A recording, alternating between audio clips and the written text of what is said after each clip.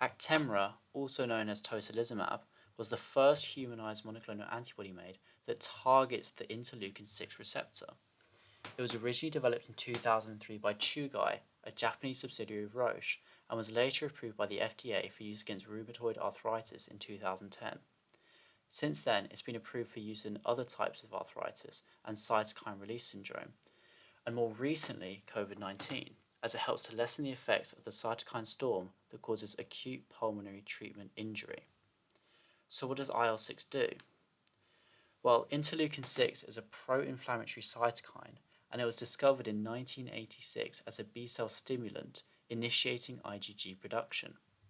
This is important as IgG immune complexes can deposit in joints and are one of the main factors leading to rheumatoid arthritis.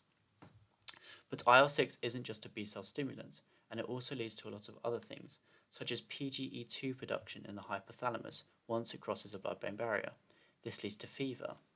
And also serum amyloid A production, which itself induces enzymes that degrade extracellular matrix and is implied in several chronic inflammatory diseases, including rheumatoid arthritis. It also causes lots of other things, such as metabolic processes and myokine release. And other inflammatory mechanisms include C-reactive protein production. So, what does tocilizumab do? Well, on the left we can see that interleukin 6 normally binds to the alpha subunit of both the soluble and membrane-bound IL-6 receptor.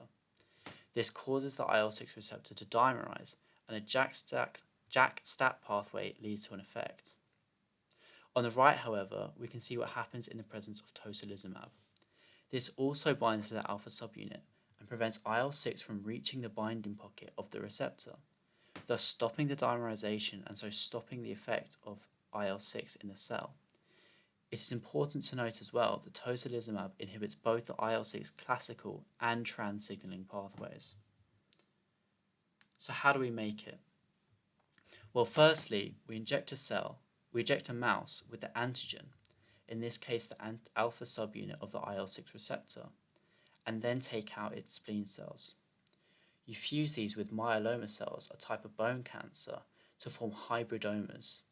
Culture these and select for positive cells in order to harvest monoclonal antibodies. The issue with this, though, is that these will be rejected by the body as they have a different Fc region to humans.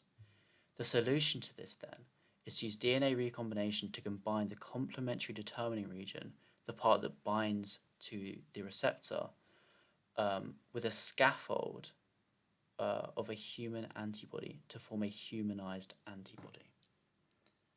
So let's quickly talk about the pharmacokinetics. So it's given as a subcutaneous dose once every 4 weeks. This is because an oral dose would not work, as it's too big to cross against the gut endothelium. Its absorption half-life is 2 to 4 days. This depends on the type of arthritis that you're treating, but the terminal half-life in rheumatoid arthritis patients is 21.5 days, which is very long.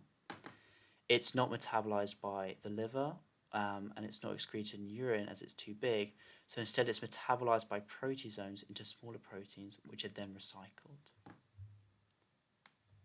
Thank you very much.